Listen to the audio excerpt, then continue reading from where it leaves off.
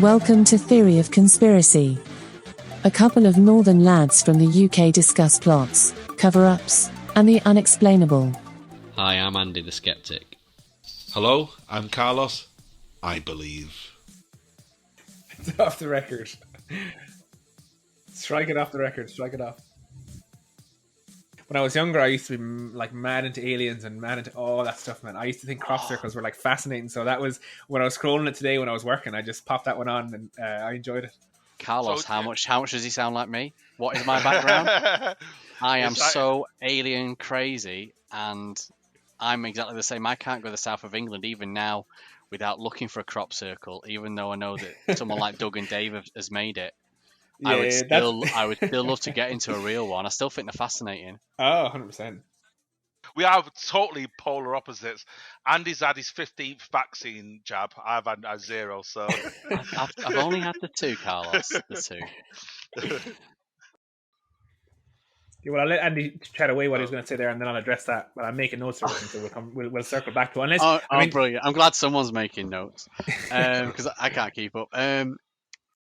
People are really emotionally invested in either side, and I think doing this is so fair play to you guys for putting it together, because I do think that more kind of amicable conversations have to be had, and I also think people who have concerns should be allowed to voice them in a way that is non-judgmental and, you know, have them addressed as well. So, you know, commends to you guys for actually doing it. No, I appreciate it, because obviously Andy spoke highly of you. Obviously, Andy was saying, no, he spoke very highly. He says, this Corey lad. I said, get him on. You could choose to say it's a conspiracy, it never happened. It's a conspiracy, it never happened. If you would like to support the podcast, please talk about this with your friends or give us a review on iTunes. You can comment or contribute at TheoConPod, that's at TheoConPod,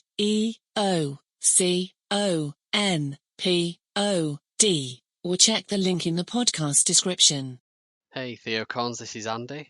I've not had to interrupt a recording in the middle of editing an episode for ages, but this discussion was going on so well, we ended up talking for 2.5 hours. So rather than put you through all that in one sitting, I've made an exec decision to split the podcast into 2 parts to make it more digestible. Thankfully, there's a natural break mid-conversation, so I won't leave you with any nasty cliffhangers. Hope you enjoy this as much as we did making it, and don't forget to come back for part 2. As usual, welcome back, or if this is your first time here, thanks for stopping by. For this podcast, we've got another guest episode to debate COVID-19 myths. Before we get into that, we've had a comment on YouTube. It was on our last podcast episode, which was Hollow Earth. The comment was from a guy called James Wall, and he says, "Great podcast, guys. You're my favourite, Carlos." Thumbs up. Excellent. I don't know why I don't get any love. I've got my first stalker. Excellent. I love it. I don't think he's your first stalker, mate, but... Second stalker.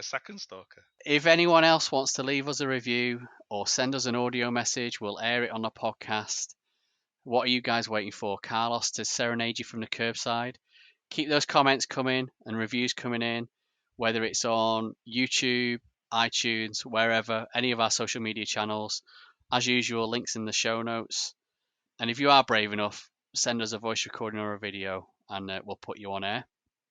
You can get exclusive bonus videos and extra podcast material on our YouTube channel. Check it out.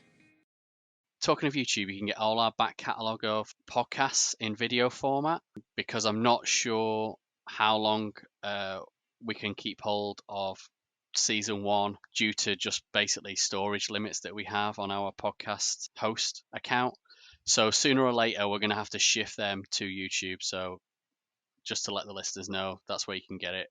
And I'll try and mention that for any new listeners that come on board. There's one episode you can't get hold of, and that's because YouTube decided to censor it. Not sure what we said. It was probably something Carlos said, but I probably triggered off every single algorithm known to man. Listen up, this is the main bit. Today, as of recording, it's 4th of August 2021. I'd like to welcome a special guest for this episode. Some people say he lives in a polling booth and that he sleeps upside down like Batman. All we know is we need to get his tinfoil hat rating. So yes and no answers only. Was 9/11 an inside job? No. Did we land on the moon? Ooh, no. Ooh, interesting. Interesting. Do you believe aliens and spaceships have visited Earth? No. What's that with the moon landing? Yeah, that's. Do you know what? I'll tell you what it is, right? It's not that you gave me yes or no as the options, and I'm not 100% sold on the yes side of it, just because of obviously we could do a podcast on its own about this, and I'm far less informed about the moon landing, so I'm definitely talking on my ass. But it's the one that I could be moved on the most. So I wanted to give a little bit on one of them, and that would be the one that I'd probably be able to be moved on the most. So that was the one I kind of gave a bit of ground on. You've got to go through our archives and dig out the moon landing. The moon landing. Yeah, it wasn't a moon landing. It was moon conspiracies, because we felt we could get more than just the moon landing into that episode. I definitely will. I was really looking forward to having our first guest who scored 0, like myself. Would that be the first guest? Do you know what? I didn't want to score 0 because I felt like it would kind of. I don't want to be the pen pusher that everyone's like, "Oh, this guy," like, you know. Well, I score a 0, so that's me. So you're the guy to aim for. So and Carlos scores a 10, which is actually impossible to get. Seeing as I only give you 3 points per answer, but he still scores a 10. Both impressive for your own reason. We are totally polar opposites. Andy's had his 15th vaccine jab. I've had a 0. So I've only had the 2, Carlos. The 2. So based on that unbelievable revelation of 3, do you want to tell us who you are and what you do? Absolutely. So my name is Corey. I'm from Ireland, and as a career, I'm a data analyst. So kind of how my kind of interest in this thing started was back in January 2020, when all this started for everyone. Basically, I was super concerned, as I'm sure loads of people were, about this reports coming out of China about this, scary virus that nobody knew anything about, that was shrouded in mystery, and people were dying. And I got sent all the WhatsApp videos of people like dropping dead in like queues and stuff. And I kind of took some time to basically follow some of the research that was coming out. And obviously in the beginning it was super delayed. And, that's one of the things that I think is, if anyone has to say any of the conspiracies about this thing are true, it's that the Chinese government absolutely have suppressed information. And we can get into the whole labeling thing there too, because I do think that's something that could actually be possible. But basically, I was following the information, and it's just been continuing from there as the world has gone into kind of shutdowns and openings and shutdowns and stuff. I'm somebody that likes to understand things holistically and understand why things are happening. And I basically wanted to follow the research closely to understand, when it came to lockdowns or when it came to masks or when it came to any of these kind of things, why was it happening? What was the kind of logic behind it? And basically be informed essentially before I would take an action like wear a mask or not wear a mask, etc., etc. So following that, I found some weird patterns emerging where, not necessarily weird when you think about kind of what's gone on in the last couple of years. I think this is something that's emerging more and more on the internet, that misinformation essentially took hold.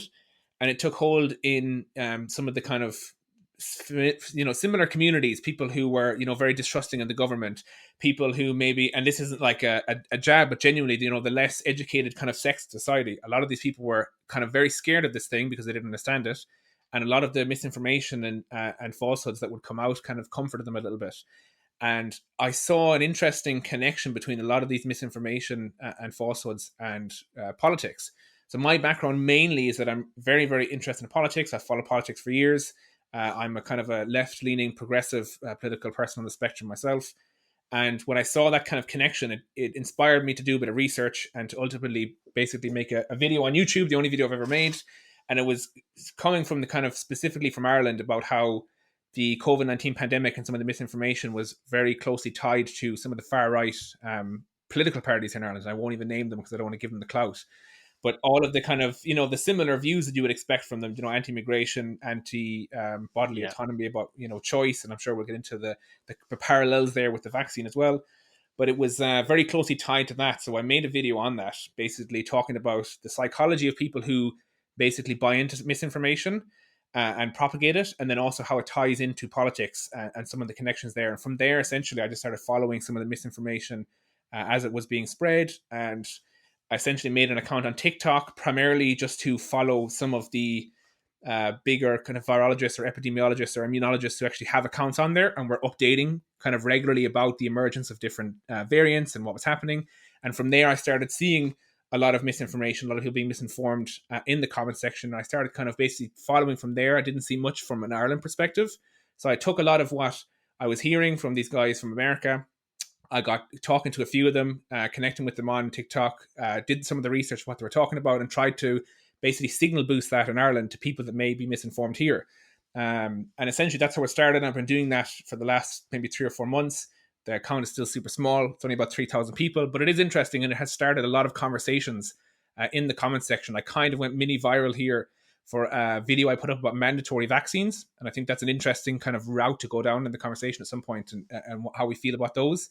But basically, I went mini viral for something on that, kind of in a negative way. A lot of the kind of anti-vaccine community found me. I don't even want to call them anti-vaccine because I know they don't like using that, so I don't want to mischaracterize them. But let's say the COVID skeptics found it, and there was a lot of attention, mostly negative, but that kind of boosted my account up a lot. And since then, I've been getting every video I post, maybe 100 and 150 comments of people from all sides of the spectrum, all debating each other in the comment section. And, it's kind of gone on from there. So that's kind of how I was picked up by Andy. I think he saw one of the videos I put up, and here I am. Yeah, basically, you've already answered my first question, which was, why should we take your advice on the virus or vaccine over someone like who's supposedly qualified, like Brett Weinstein? And that is because, okay, you might not be a virus or vaccine expert, but like me, you've looked at the stats when you've seen people quoting stats basically, and you've gone, okay, people are just quoting stats here to make a point, but what is the real context of those stats behind the scenes? I'm very similar the way I got into it. Regular listeners or anyone that's listened, I believe it's on YouTube, to when we've discussed COVID a little bit further on TikTok, on Twitch. We uploaded that onto YouTube. Maybe I uploaded the audio onto the podcast stream as well, but I'm not sure I did. But again, we discussed at length all sorts of stats last year, where I was getting stats from so-called friends that knew for the last 25 years, I've been working with statistics. Basically, my background is business intelligence. It's my job to look at numbers and make meaning out of numbers. So obviously, when people started quoting stuff from government websites and all this, I started to look into it, and you're getting yourself into arguments on Facebook, weren't you? At one point, yeah, I had to just remove myself from, We're because similar on that front as well. it was just depressing me because I couldn't go past one. I couldn't scroll past something that was where people had taken stats out of context, or they'd misrepresented stats. But I had people going, just, oh, look at the website, Andy, look at the numbers, it doesn't make sense. And I agree that numbers don't tell the whole story, and without comparing them sometimes to the bigger picture, they make even less of a story. A number on its own doesn't tell you anything. That's But true. some people were just seeing these numbers, and but this was all last year. This was all pre January 2021, and I think it's evolved with the introduction of the vaccine, and that's spurred numerous new conspiracies. Is what I'm going to say. Carlos, I think Yes. you maybe should recap your background as to why we should maybe take your word over myself or Corey, but also you say that you're not an anti-vaxxer, but No, you don't I'm not taking the vaccine for the time being because my background is I'm a bit like yourself, Corey, because when the breakout happened in Wuhan, was it January? It happened November 2019. Correct me if I'm wrong. And then I was getting information in December 2019, and then 2020 January, my inbox was going crazy because obviously we had the podcast going. People just sending, "Have you seen this video? You need to talk about this. Talk about this." And obviously, I was mentioning it to Nick and Andy at the time. They go, "There's nothing in it just yet."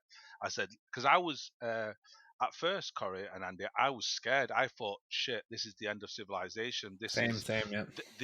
I was scaring everyone. My sisters had to say to me, Carlos, stop talking to my mum. I was saying to my mum, listen, this could be the end. And I thought the end is nine. I really thought this is it. We're going to die. Spanish flu all over again. And then as things started evolving and information started changing from with the Fauci changing no mask, and then things started happening, and then you start hearing. I know you can like you just mentioned on your analysts, and people do misinformed, and you are correct. You've got the left side and you've got the right side, and people start scaremongering. I'm like yourself, I'm more edging towards the left. And I was talking to people in the United Kingdom, people in Europe, people in America, and it gets to a point where depends on which side you were leaning to. It depends which side you thought the vaccine was going to affect you, or the virus is going to affect you. And it's only when I started realizing where the people were sort of like the people who were sort of like nobody was nothing, no one was dying around me, no one was getting infected, and I started to question, so what was happening, and you started hearing little stories from all over the place. I know I was listening to podcasts like David Icke. I know that's not glorifying, and people like Alex Jones, and they started pulling up videos from sort of 10, 15 years ago where they were talking about where the this is what's going to happen in the next 10, 15 years, and all sort of it's like it's come true. So it's either they completely guessed it, or they had inside information. And I started realizing well, we our immune system, what's happened to our immune system, and obviously the misinformation from our governments, who were switching from back and forth from herd immunity not to herd immunity. Europe was the same happening in America. South America was the same. And so that's the thing. It was just misinformation from everywhere. So I don't know if you are correct, Corey, because it depends on which side you were edging towards. There was that famous story where in Brazil, I forgot the name of the president. He said, "Listen, it's practically say the vaccine is a hoax," and he just says, "This go out to work," and literally. Brazil was one of the worst hit countries. I think it's probably the worst hit country after America. I'm not sure. Correct me if I'm Is wrong. that not evidence that the president was wrong then, saying this is nothing? It could be, but then there's other ways you could look at it. For example, Haiti.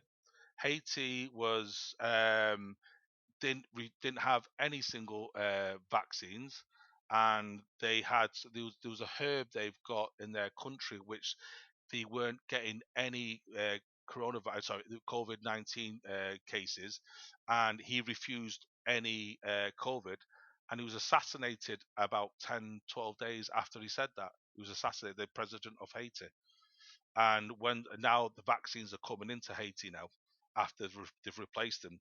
I know that could be Is that one conspiracy. you've heard, Corey? Yeah, so I mean, the Haitian president is one that I'm familiar with because that was one of the ones that was recently kind of touted as evidence. And I know that, and I mean, to be honest, look, as somebody who's like, somewhat progressive leaning, I'm aware that the United States and the CIA and stuff have been involved in some covert stuff to basically enact what they want in foreign nations. We could talk about Iraq and the weapons of mass destruction and that whole lie True. and manufactured consent to get invasions. So to be honest, it's not beyond the realm of possibility that they would do this because they realized, okay, Haiti, or I think Tanzania is another one that people talk about, the president there aren't complying, and they're basically putting us at greater risk by not addressing COVID. So maybe we need to go in and take them out. The one thing about the Haitian president is that there was actually a coup attempt. So Haiti has been in political unrest for a long time, since they were devastated by the natural disaster. There was a lot of in-house unrest in that place. There was Big time, yeah. And there was a coup attempt prior to that, and there was an attempted assassination of the president, and that failed. And the coup attempt was failed, and it was suppressed. I think it was somebody within his own military that attempted the coup. So in that particular instance, while I don't think it's beyond the realm of possibility that America would go and do something like that to a foreign nation, because they don't really seem to have much respect for other foreign nations' diplomacy or governments. In this case, it seems like there's a pretty reasonable explanation that there's been political unrest there for years. There wasn't a coup attempt and an assassination attempt recently. that failed, and it probably was just a successful follow-up attempt, to be honest. So just to add on to that, it's like I'll give you a little analogy and a bit of a story. I'll try and sort of shorten it, but about 10 I'll shorten it in the edit.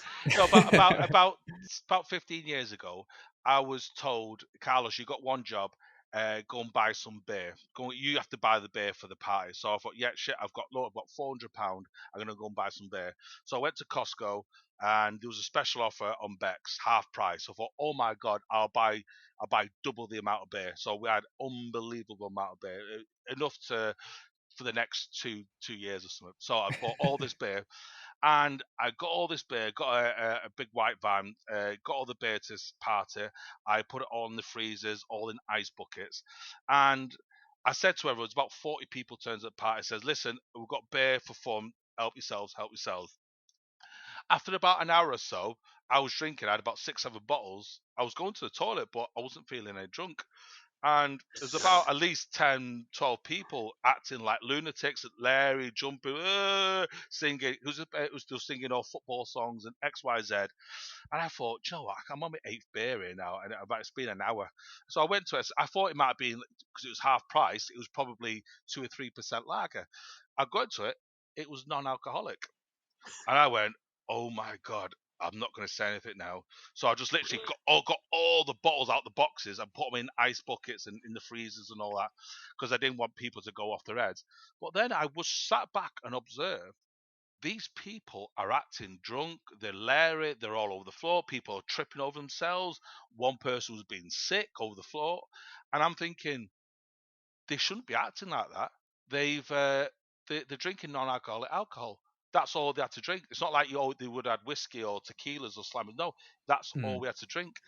And I would just sit back and observe. And he had a group of other people who were just sort of like thinking, just drinking, just like, yeah, there's nothing happening there. It's like, I'm not getting drunk, but they never said anything. So I just sat back and watched, and wow, there's obviously about 40. So what's that? 25% of the people are convinced they are drunk because they think they're taking alcohol. The other 67% are not even questioning it. And I just thought with the And no one had a pre-drink before leaving the house and coming to your party, or brought their own alcohol. No, this because I said free beer, because I said there's probably about at least 20, 25 crates of beer. So literally unbelievable night. And well, it would have been, but it just shows by if you convince yourself that you're drunk, you will be drunk. And it's also maybe the vaccine is the same. If you convince there is a deadly virus out there, you will get ill. So the opposite is, if you believe it's not deadly, you'll be fine.